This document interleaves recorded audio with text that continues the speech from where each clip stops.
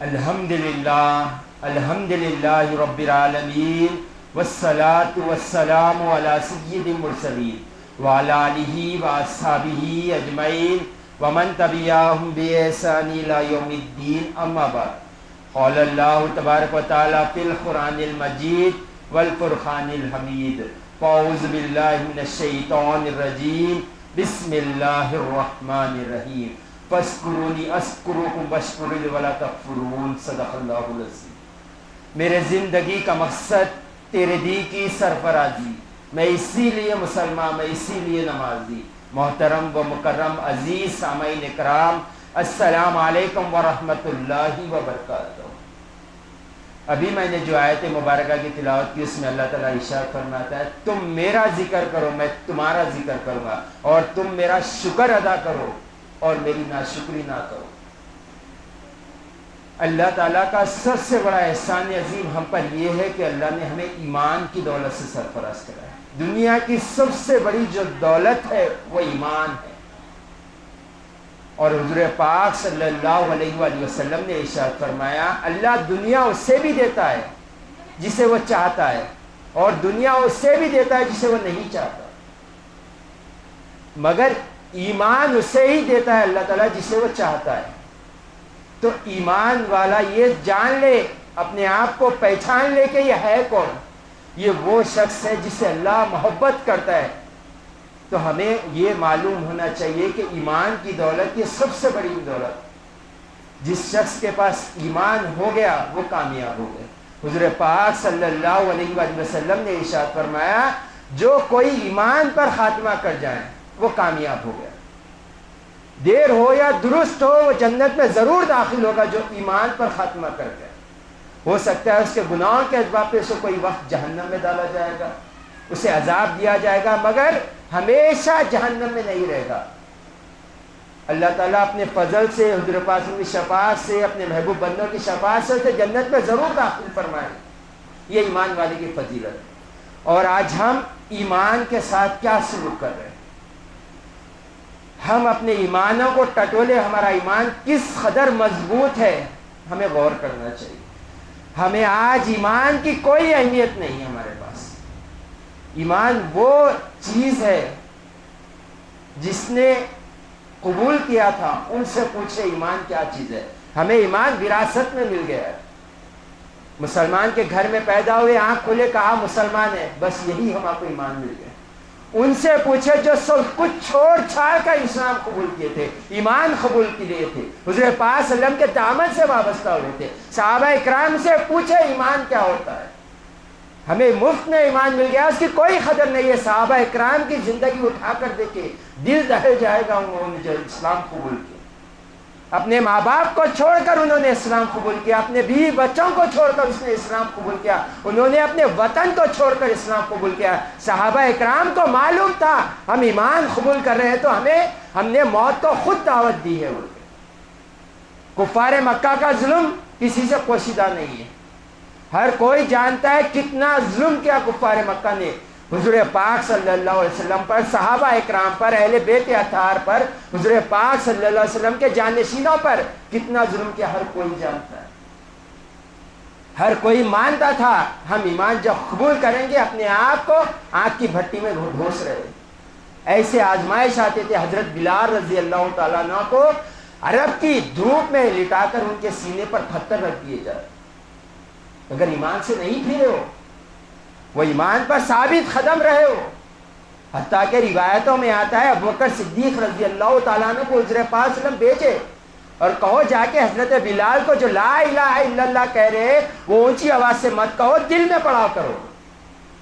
جا کر ابوبکر صدیق رضی اللہ تعالیٰ حضرت بلال سے کہنے لگے بلال حضور پاک صلی اللہ علیہ وسلم ایسا فرماتے، تو حضرت بلال رضی اللہ عنہ کچھ وقت کے لیے دل میں کلمہ طیبہ پڑھے، مگر وہ ایمان کی کیفیت نہیں آ رہی تھی۔ آپ پھر اونچی آواز سے پڑھنے لگے، پھر آپ پر ظلم کرنے لگے، تو آپ فرمانے لگے حضرت بلال تم چاہے جتنا ظلم مجھ پر کرو، اب یہ ایمان سینے سے نکلنے والا نہیں۔ کئی صحابہ اکرام کا دل نکال کر کلیجہ چاوا گیا۔ حضور پاک صلی اللہ علیہ وآلہ وسلم کے چاچا حضرت حمزہ رضی اللہ تعالیٰ جنگ احد میں آپ کو شہید کیا گیا نیزہ مار کر، شہید کیا گیا، اس کے باوجود آپ کا سینہ شاک کر کے آپ کے کلیجے کو چابا گیا۔ لوگوں نے ایمان سے نہیں پھیرا صحابہ اکرام۔ جنگ بدر میں 313 ہے، کھانے کے لیے ہے، نہ پینے کے لیے ہے، نہ لڑنے کے لیے ہتھیار ہے۔ حضور پاک صلی اللہ علیہ وسلم نے پوچھا بتاؤ صحابہ کیا چاہتے ہو، جنگ کریں گے یا نہیں کریں گے؟ صحابہ کہنے لگے یا رسول اللہ اگر آپ کہیں گے تو ہم جہنم میں کودنے کے لیے تیار ہے، جنگ تو دور کی بات۔ جنگ کی صحابہ اکرام کیسے تھے؟ صحابہ اکرام جنگ بدر میں 313 تھے، جو کھجور کی گٹلی چوس کر سحر کیا کرتے تھے وہی کھجور کی گٹلی چوس کر افطار کیا کرتے تھے۔ ایمان سے نہیں پھیرے ہو۔ اور آج ہمارا ایمان اتنا کمزور ہو گیا، 2 آزمائش آتی ہے تو مرتد ہو جاتے، 1-2 پریشانی آتی ہے تو مرتد ہو جاتے ہیں، کھانے میں پریشانی آتی ہے تو مرتد ہو جاتے ہیں، شادی میں تکلیف آتی ہے تو مرتد ہو جاتی ہے۔ یہ ایمان ہے ہمارا؟ جائزہ لے اپنے ایمان کا، کتنا ایمان کا چراغ ہمارا مضبوط ہے، اپنے آپ کا جائزہ لے، ورنہ کل بڑا پچھتائیں گے۔ اگر آج ماں باپ نہیں سدھریں گے، ماں باپ غور و فکر نہیں کریں گے اپنی اولاد کی اور اپنے ایمان کی، تو کل ان کی اولادوں کا ایمان بچانا مشکل ہو جائے۔ ہمیں غور کرنا چاہیے کہ ہم ایمان پر کتنے ثابت قدم ہیں، کتنے آزمائش آئے بعد بھی میرا ایمان کا چراغ جلتا رہے گا، ہمیں یہ غور کرنا چاہیے۔ ایمان کو اپنے آزمائش کے ساتھ نہ تولے، ایمان کو دیکھے جو آزمائش آتی ہے لبیک کہے اسے۔ حضور پاک صلی اللہ علیہ وسلم نے کیا فرمایا؟ اللہ تعالیٰ تم سے 70 ماہوں سے زیادہ محبت کرتا ہے، تو کیا ماں اپنے بچے پر زیادہ بوجھ ڈالتی ہے؟ جتنی آپ کو تکلیف آتی ہے اللہ تعالیٰ اس کی قوت آپ کو دے رکھا ہے اللہ نے۔ ایک ماں کے 2 بچے ہو، ایک ماں کے اگر 2 بچے ہو، ایک 5 سال کا ہو ایک 15 سال کا ہو، تو کیا ماں 5 سال کے بچے کو 50 کلو کی بوری دے گی اور 15 سال کے بچے کو 5 کلو کی بوری دے گی؟ ہرگز نہیں دے گی۔ کیوں؟ ماں جانتی ہے کون کتنا بوجھ اٹھاتا ہے، تو اللہ 70 ماہوں سے زیادہ محبت رکھے، وہ نہیں جانتا۔ اپنے ایمان کا جائزہ لے، اپنے آپ کو دین سے جوڑے، اپنے آپ کو علم سے جوڑے۔ آج جو اسلام کو غلط کیا جا رہا ہے، جو غلط کہا جا رہا ہے، اسلام کے بارے میں سازشیں کی جا رہی ہے، جو میں کر رہے ہیں ان کو 1% غلط کہتا ہوں۔ جو یہ کہہ رہے ہیں کہ اسلام غلط ہے، میں ان کو 1% کہتا ہوں۔ 99% ہماری غلطی ہے۔ ہم نے اسلام کو لوگوں کے سامنے کیا پیش کیا؟ ہم نے اسلام کے دین کی تعلیمات کو لوگوں کے سامنے کیا پیش کیا؟ مسلمان چوری کرتا ہے، وہ سمجھ گیا مسلمان چور ہے۔ مسلمان بہنوں کا حق مارتا ہے، وہ سمجھ گیا بہنوں کا حق مارنے والا۔ مسلمان بیوی کے حقوق ادا نہیں کرتا، وہ سمجھ گئے کہ مسلمان بیوی کا حقوق ادا نہیں کرتا۔ مسلمان پڑوسی کا حقوق ادا نہیں کرتا، مسلمان راستے کا حقوق ادا نہیں کرتا، وہ سمجھتے چلے گئے کہ مسلمان کے پاس دین کی کوئی اہمیت نہیں ہے۔ اور آج ہم ویسے ہی جی رہے مست، صبح سے لے کے شام تک 24 گھنٹے یہی فکر ہوتی ہے کہ دنیا کیسے بن جائے۔ کبھی یہ فکر کیا کہ ہماری آخرت کیسے بن جائے؟ اللہ تعالیٰ کل قیامت میں پوچھے گا بتاؤ تم نے میرے لیے کیا کیا؟ کیا کہو گے؟ نمازیں پیش کرو گے، روزے پیش کرو گے؟ یہ تو ہم اپنی ذات کے لیے کر رہے ہیں، اللہ کے لیے نہیں کر رہے۔ اللہ کے لیے کیا کر رہے ہیں؟ اللہ خود قرآن میں فرماتا ہے تم میرے دین کی مدد کرو، میں تمہاری مدد کروں۔ کر رہے ہیں اب؟ نہیں، ہم خود ہمیں فرائض علوم نہیں آتے۔ ہمیں کئی ایسے گھر ہیں جس میں فرض علوم نہیں سیکھا، جبکہ حضور پاک صلی اللہ علیہ وسلم نے واضح ارشاد فرمایا علم کا سیکھنا ہر مسلمان مرد اور عورت پر فرض ہے۔ اگر تاخیر کرو گے ہر لمحہ گناہ گار ہوں گے، گناہ نہیں کرو گے خالی بھی بیٹھو گے جاہل ہو گے، ہر لمحہ گناہ لکھا جائے۔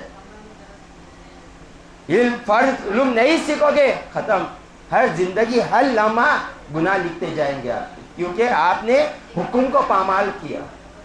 اپنے آپ کو غور کرے، اپنے آپ سے پوچھے کہ ہم نے کتنا فرض علم سیکھا، ہم نے اپنے آپ سے لوگوں کے سامنے دین کو کیسا پیش کیا۔ اپنے آپ سے سوال کرے، اپنے آپ کا محاسبہ کرے، جائزہ لے اپنے آپ کا۔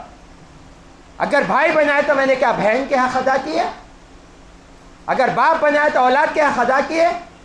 اگر پڑوسی بنائے تو پڑوسی کے حق ادا کیے؟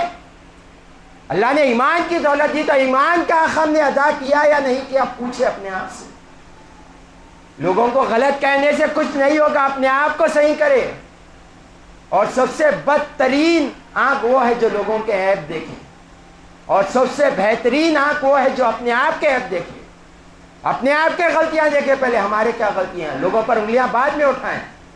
اپنے آپ پر دیکھیں ہم نے دین کو کیسے پیش کیا، صحابہ اکرام نے ایمان کو اور دین کو کیسے سنبھالا تھا، اور حج ہم کیسے سنبھال رہے ہیں۔ صحابہ اکرام نے ایمان کو، دین کو، اسلام کو اپنے سر کا تاج بنا کر رکھا اور دنیا کو ہاتھ کا کھلونا بنا کر رکھا تھا۔ جب کبھی دین یا اسلام یا ایمان کی بات آتی، سر کے تاج کی بات آتی، دنیا پھینکتے، سر کے تاج کو سنبھال لیتے، اور ہم نے دنیا کو سر کا تاج بنا کر رکھا ہے اور دین، اسلام، ایمان کو ہم نے ہاتھ کا کھلونا بنا کر رکھا ہے۔ اگر کوئی آزمائش آتی ہے، دنیا کی کوئی مصیبت آتی ہے، کھانے میں تنگی ہو جاتی ہے، پیسوں میں تنگی ہو جاتی ہے، دین کو چھوڑ دیتے ہیں، دنیا کو سنبھال لیتے۔ یہ حال ہمارا ہو گیا ہے۔ اگر آج فکر نہیں کریں گے ماں باپ، کل بڑا پچھتائیں گے۔ اللہ قرآن میں فرماتا ہے اپنے آپ کو، اپنے گھر والوں کو جہنم کی آگ سے بچاؤ۔ اللہ نے یہاں پہلے ماں باپ کو تاکید کی تھی، تم سدھر جاؤ، تمہاری اولاد خود بخود سدھر جائے گی۔ جب تم سدھرو گے اور جب تم کہو گے، تمہارے کہنے میں اثر پیدا ہو جائے۔ اور ہم آج کتنا کر رہے ہیں؟ ارے ہمیں پر جو نمازیں، جو ہم پر عبادتیں فرض کی گئی ہے، اس میں ہی کوتاہی کرتے ہوئے نظر آتے۔ کیا نفل کریں گے، کیا رب کا خلق پائیں گے، کیا معرفت کے راستے پر چلیں گے، کیا رائے سلوک طے کریں گے؟ فرائض میں ہی ہماری کوتاہی ایسی ہے۔ 5 نماز ہم پر بوجھ لگنے لگی ہے۔ حضور پاک صلی اللہ علیہ وسلم نے فرمایا منافق کے لیے نماز بھاری ہے۔ وہ اپنے آپ کا جائزہ لے لے۔ نماز کا وقت آتی ہے، نیند آتی ہے، کام یاد آتا ہے، کاروبار یاد آتا ہے، دوست یاد آتے ہیں، رشتہ دار، شادیاں یاد آتے ہیں، نماز کا وقت آتے سر پکڑنے لگتا ہے۔ کئی ایسے گھر ہیں جس میں جمعے کی نماز تک نہیں ہوتی، اپنے آپ کو مسلمان کہتے ہیں۔ حضور پاک صلی اللہ علیہ وسلم نے ارشاد فرمایا اگر 3 جمعے لگاتار کوئی چھوڑ دیتا ہے جان بوجھ کر، اللہ تعالیٰ اسے منافق لکھ دیا جاتا ہے، وہ کبھی تبدیل نہیں ہونے والی کتاب میں لکھ دیا جاتا ہے۔ اور اپنے آپ کا جائزہ لے لیں۔ وہ خاتون جو گھر میں نماز نہیں پڑھتی، وہ گھر کو اپنے قبرستان بنا رہی ہے، اور وہ دل جو اللہ کا ذکر سے غافل ہوتا ہے، وہ دل مردے کے مانند ہے۔ یہ نہ سمجھے کہ جو ہاتھ پاؤں میں طاقت ہے، جو چل پھر رہے، اگر یہ زندگی ہوتی تو حضور پاک صلی اللہ علیہ وسلم نے ارشاد فرمایا اگر جو اللہ کے ذکر سے غافل ہوتا ہے وہ مردوں کے مانند ہے۔ وہ کیوں مردوں کے مانند ہے؟ کیوں کہیں پر کوئی حیثیت، کوئی نصیحت ہی اثر نہیں کرتی۔ آج دیکھ لے کوئی نصیحت کرتا ہے تو پیچھے سے چلے جاتے ہیں۔ کیوں جاتے ہیں؟ حضور پاک صلی اللہ علیہ وسلم نے ارشاد فرمایا جب بندہ مومن گناہ کرتا ہے تو اس کے دل پر سیاہ دھبا پڑ جاتا ہے، پھر گناہ کرتا ہے، پھر دھبا پڑتا ہے، پھر گناہ کرتا ہے، پھر دھبا پڑتا ہے، حتیٰ کہ دل سیاہ کالا ہو جاتا ہے۔ بزرگان دین لکھتے ہیں، عبداللہ شاہ صاحب رحمۃ اللہ علیہ لکھتے ہیں جب اس کا دل سیاہ ہو جاتا ہے تو یہ نیکیوں اسے بوجھ لگنے لگتی ہے اور نصیحت یہ قبول نہیں کرتا۔ اپنے آپ کو آئینے کے سامنے ٹھہرائیں، پوچھ لے اپنے آپ سے کیسی اپنی زندگی گزارے۔ آج اگر ہم دین سے وابستہ نہیں ہوں گے، آج ہم علم سے وابستہ نہیں ہوں گے، بڑا پچھتائیں۔ بہت مشکل ہے اگر آپ دین سے، ایمان سے، علم سے اپنی اولاد کو وابستہ نہیں کرو گے، انہوں ایمان سے دنیا سے جانا بہت مشکل ہے۔ اپنے آپ پر غور کرے، کسی کو برا کہنا ضروری نہیں ہے، اپنے غلطیاں دیکھے، ہم نے کیا پیش کیا دین کو، اسلام کو۔ ایک واقعہ کہتے ہیں، اپنی بات ختم کرتا ہوں، کہ ایک نان مسلم سیمینار میں کہنے لگا، اسٹیج پر نان مسلم ہے، کہنے لگا میں جب مذہبوں میں دیکھتا ہوں تو اسلام سے پیارا مذہب مجھے کوئی نظر نہیں آتا۔ نان مسلم کہہ رہا ہے اسلام سے پیارا مذہب کوئی نظر نہیں آتا۔ جب کتابوں کو دیکھتا ہوں مذہبوں کو، قرآن سے بہتر کتاب کوئی نظر نہیں آتی، قرآن سے بہتر کتاب کوئی نہیں نظر آتی ہے۔ مگر جب مسلمان کو دیکھتا ہوں تو اس سے گھٹیا قوم مجھے نظر نہیں آتی۔ تو پوچھنے والوں نے پوچھا کہ اسلام جو ہے وہ مسلمان کا ہے، جو قرآن ہے جو مسلمان کا ہے؟ تو کہنے لگا جو آج کا مسلمان ہے وہ صرف نام کا مسلمان ہے، انہیں اسے دین کی اپنی کوئی فکر نہیں ہے۔ اور اس نے دلیل بھی پیش کی اور کہنے لگا کہ بتاؤ کہ دنیا میں کتنے مذہب ہے؟ تو کہنے لگے بے حساب مذہب ہے۔ تو کہنے لگا بتاؤ کسی مذہب کے بارے میں انگلی اٹھائی جاتی ہے؟ نہیں اٹھائی جاتی ہے۔ اٹھائی جاتی ہے تو دین پر انگلی اٹھائی، کیوں؟ یہ قوم سو رہی ہے۔ اس کے بارے میں مولا کائنات حضرت علی رضی اللہ تعالیٰ 1500 سال پہلے کہہ دیے، ساری دنیا سو رہی ہے، جب مریں گے تب جاگ جائیں گے، اور اس وقت جاگنا سوائے حسرت کے کچھ نہیں ہوگا۔ اپنے آپ کو ٹٹولے، اپنے آپ کے ایمان کا جائزہ لے، اپنے آپ کو دیکھیں ہمارے وجہ سے کتنا دین ثابت ہو رہا ہے، ہماری قول سے، ہمارے فعل سے لوگوں تک کتنا دین پہنچ رہا ہے۔ کچھ ایسا عمل کرے جسے دیکھ کر لوگوں کے دل خوش ہو جائے۔ ہمارا حل کیا ہو گیا ہے؟ ہمیں غور کرنا چاہیے۔ وآخر دعوانا الحمدللہ رب العالمین۔